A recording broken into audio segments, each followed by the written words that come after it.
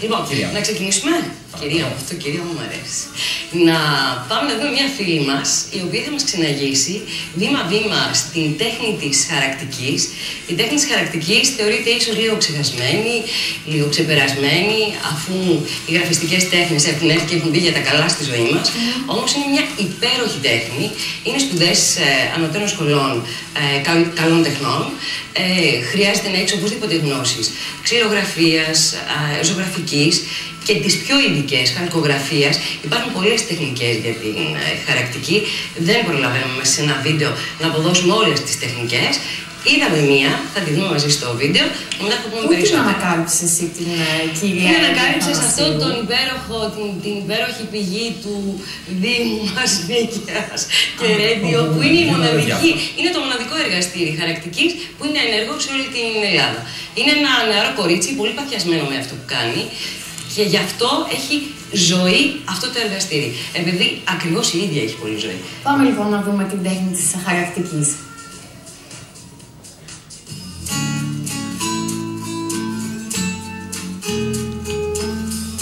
Φοράει την ποδιά της, ανακατεύει τα μελάνια, κόβει τα χαρτιά, ρυθμίζει τις μηχανές και ξεκινά.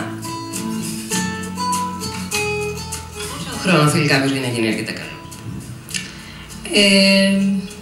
Θέλει χρόνια. Μα σκεφτείτε ότι είναι πτυχίο στην καλών τεχνών, που είναι 4 έως 5 έτη. Η Εύη Αθανασίου είναι ένα νεαρό κορίτσι που έχει πάθος με τη χαρακτική. Μια τέχνη ίσως λίγο ξεχασμένη, αλλά με απεριόριστες δυνατότητες. Βήμα-βήμα μας ξεναγεί στη μαγεία αυτής της τέχνης. Θα τυπώσω μια πλάκα τσίγκου, η οποία έχει ήδη οξυδωθεί. Και θα φτιάξω ένα αντίτυπο από αυτή την πλάκα. Ξεκινάω, πλώνω το μελάνι πάνω σε μία μη πορόδια επιφάνεια. Απλώνω το μελάνι. Σκουπίσω το παραπανίσιο μελάνι. Η μελάνι θα μείνει μόνο μέσα στις χαράξεις. Θα ρυθμίσω τώρα την πίεση της πρέσας. Τη μεταλλική μελανωμένη πλάκα στο πλατό της πρέσας. Με καθαρά χέρια πρέπει τώρα να χειριστώ το χαρτί που θα χρησιμοποιήσω για να βάλω το αντίτυπο με τη μήτρα μου. Βρέχουμε το χαρτί. Το στυπώνω.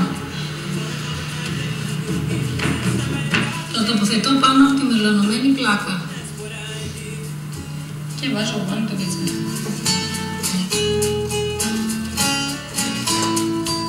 Για να δούμε την εκτύπωση. Λοιπόν. Ωραία έγινε.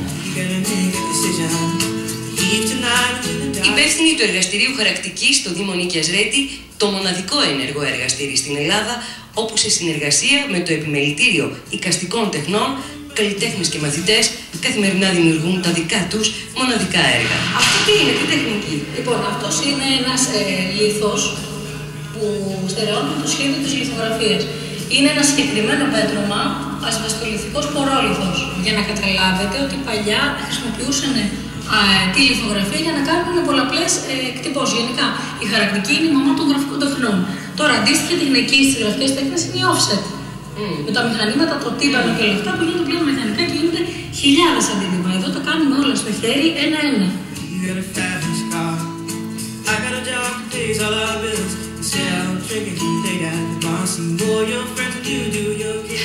Λοιπόν, να πούμε ότι το εργαστήρι χαρακτικής συνεργάζεται με το Εικαστικό Επιμελητήριο. Μάλιστα, η τελευταία μηχανή που είδαμε, που γίνεται ο πετρόλιθος, είναι προσφορά του Εικαστικού Επιμελητηρίου για 5 τουλάχιστον χρόνια και ίσως και παραπάνω.